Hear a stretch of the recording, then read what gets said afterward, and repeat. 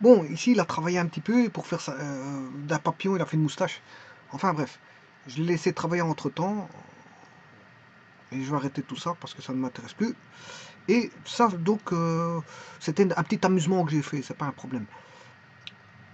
Bon, ceci étant dit, maintenant, après avoir vu donc l'équation paramétrique ou la paramétrisation cartésienne de l'ellipse, du cercle, et ensuite de l'ellipse, je vais voir maintenant la paramétrisation cartésienne de l'hyperbole.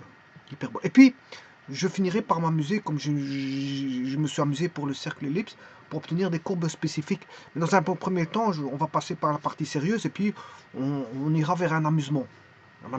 Mais d'abord, il faut voir la partie sérieuse. Bon, donc, je vous rappelle que on a la paramétrisation cartésienne, c'est h de t avec t qui est un paramètre et g de t avec t qui est un paramètre. H, bon, H c'est l'équation, si vous voulez, c'est une droite, hein, on aura une droite, H de t sera une droite, Y de t sera une droite, et le point d'intersection va donner en fonction d'un paramètre t, qui a une signification géométrique, bon, ça dépend des courbes. Pour le cercle, le cercle c'était l'arc, c'était un arc du cercle. Pour l'ellipse, je ne sais pas où ce que je suis au niveau. Mon curseur a disparu.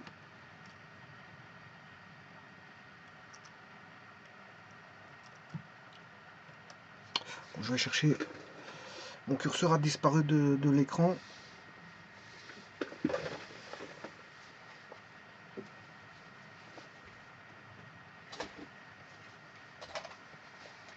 Je lui ai adjoint une souris et il va faire apparaître directement le curseur. Parce qu'il n'apparaît plus à l'écran.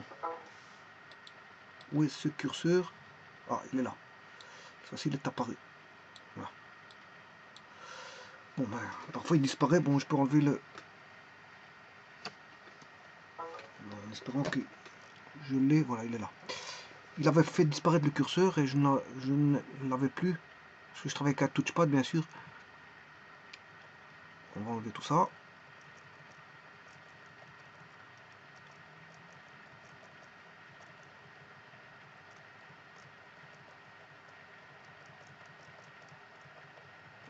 Donc je vous disais que une paramétrisation cartésienne demande, donc bon, on se ramène sur un axe XY bien sûr, où on a une droite, X va donner une droite, X égale une droite, en fonction, bien sûr, une droite variable qui dépend de T. C'est une droite variable qui dépend de T parce que T est variable. Le seul élément variable ici c'est T. Ça vous donne une droite comme, voilà, plutôt on va dire une droite X égale constante, c'est comme ceci. Voilà. Et ça vous donne le Y égale constante sans. Le, mettre le X tout seul ne rime à rien. Hein. Ça ne rime à rien, mettre le X tout seul. Voilà. Si vous ne mettez pas le Y égale constante, et là, à ce moment-là, vous avez un point. Vous avez un point. Et donc, bien sûr, la droite là, elle est variable en fonction de t, et la droite là, est variable en fonction de t. Donc, et ça va dessiner, le point d'intersection des deux droites va dessiner une courbe. Une courbe. Bien sûr, c'est dans un domaine. Hein. Il faut faire ça dans un domaine.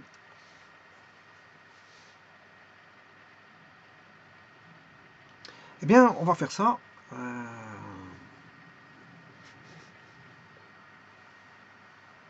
Pour l'hyperbole. Pour l'hyperbole.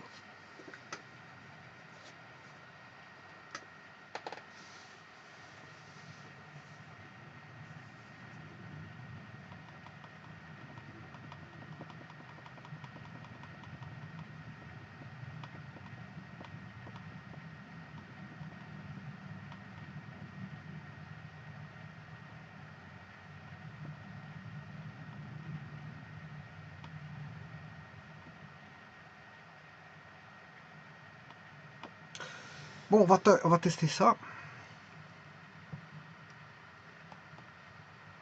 Oui. D'abord, je vais écrire parce qu'il y a deux équations, il faut faire attention. Ça, c'est l'ellipse.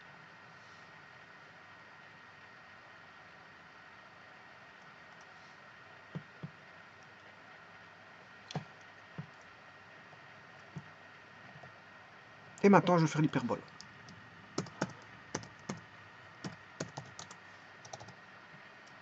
Alors, l'hyperbole, c'est sécante.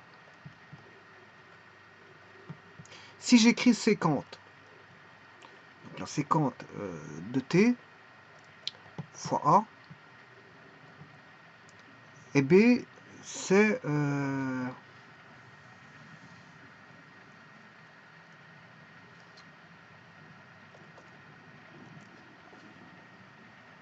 alors, sécante, c'est 1 sur cosinus. Hein. C'est l'inverse du cosinus.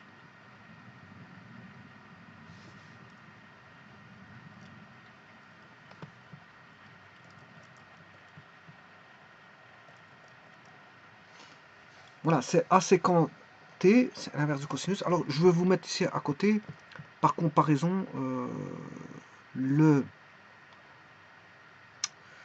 l'ellipse.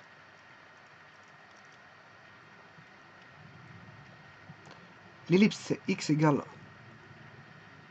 a cosinus t. Ah ouais, je l'ai ici, hein, c'est y égale b sinus t.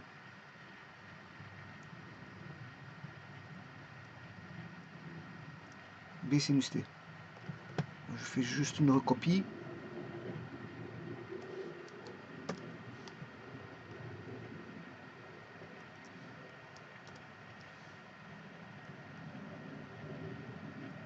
Et y égale b sinus t.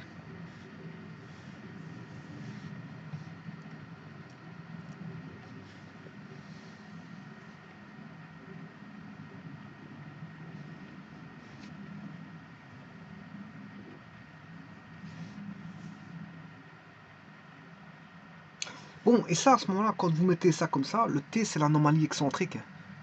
Pour aussi bien l'un que l'autre.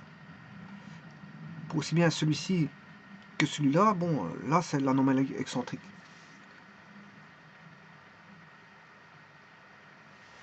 Bon, ben, on va dessiner ça sur GeoGebra. On va effacer le tout. Alors, le domaine, ouais, j'ai oublié de vous donner le domaine. Le t appartient à 0, 2 pi.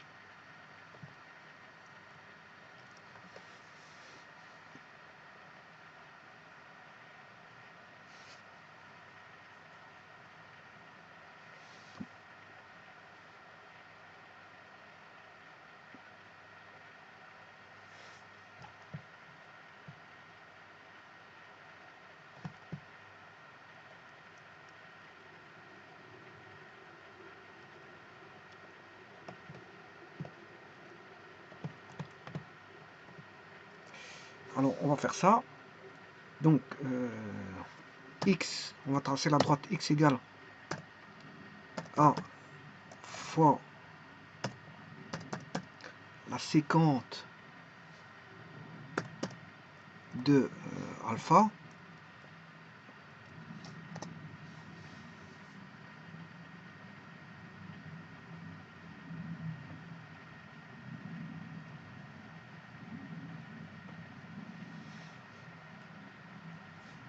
Et y égale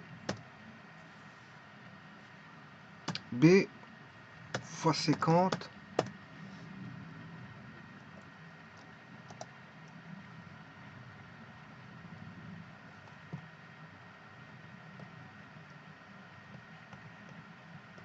de alpha. Et on fait varier le alpha. Ouais. Attention que lui, il ne doit pas bouger. Ces deux-ci ne doivent pas bouger. Bon. Alors, je prends un A.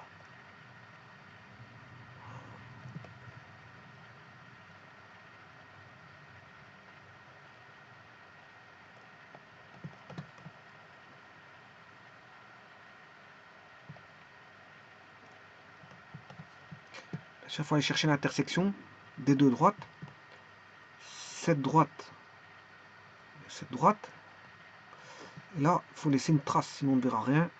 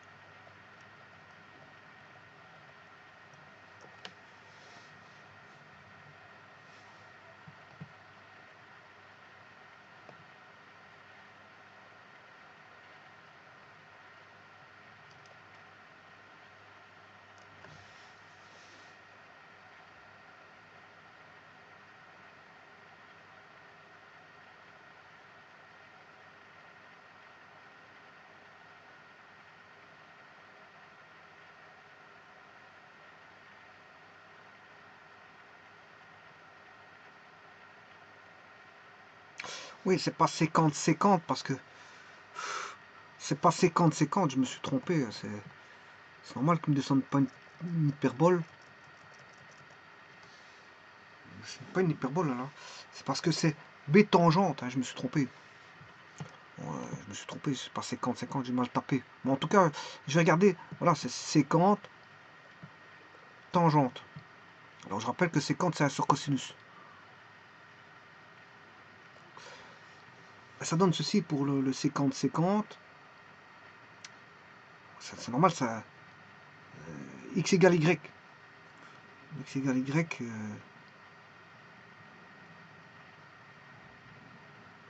Non, je m'excuse, le X n'est pas égal à Y. Parce que c'est A séquente alpha et Y égale B séquente alpha. C'est presque là. C'est presque, mais bon, c'est pas la même chose. Bon, je vais échanger ça, sinon j'aurai jamais mon hyperbole.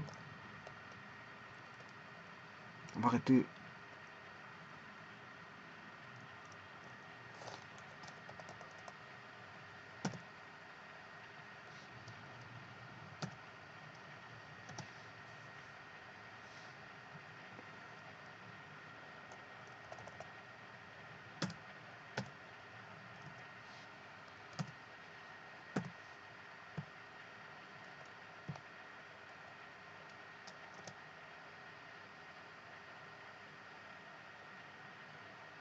Là, cette fois-ci, c'est bon.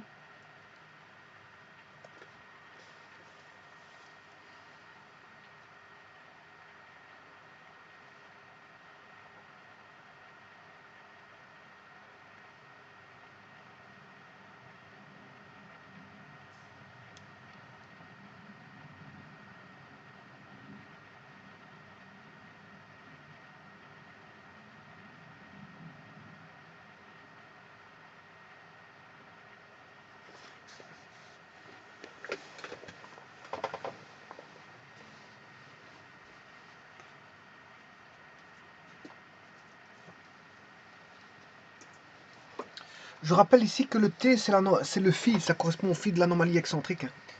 Et le domaine et le alpha varient de 0 à 360. Il faut absolument un domaine. Hein. Sinon, vous ne saurez pas faire varier quoi que ce soit.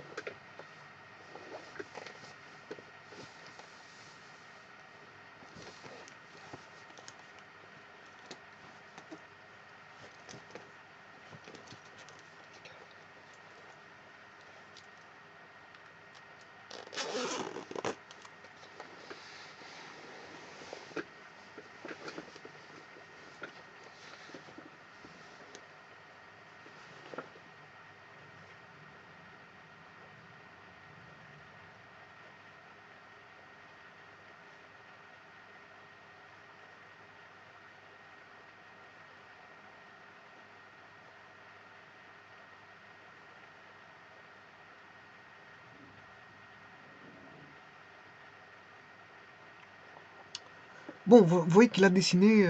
Bon, je peux décentrer ça. Je fais plus A ou plus B. Je peux décentrer tout ça. Bon. Ici, les centrés, c'est une conique centrée. Elle est réduite. Elle est réduite. Je vais la décentrer. Je fais plus A ou plus B. Plus A pour X et plus B pour Y. Je fais plus 3. Par exemple, A50. 3 plus A53, il va être décalé de 3. Suivant les X. Si je veux décaler par rapport à Y, je fais 5 plus B tangente alpha. Bon, ceci étant terminé, la vidéo est terminée, c'est pour vous montrer que voilà, là, l'alpha c'est l'anomalie excentrique. Parce que une autre, pour l'hyperbole, il y en a une autre. Hein, on appelle ça d'équation paramétrique, mais alors à ce moment-là, le alpha n'est plus l'anomalie excentrique. Alors maintenant, je vais faire varier les deux, je vais regarder ce que ça donne comme dessin.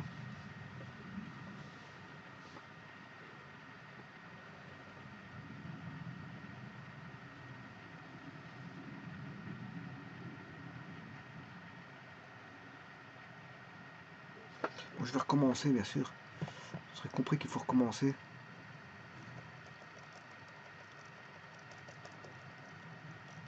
Ici, c'est de l'amusement, hein. Je fais varier le A et B, alors que A et B, normalement, il doit rester constant. C'est pour vous montrer donc ça va donner une courbe un peu spéciale.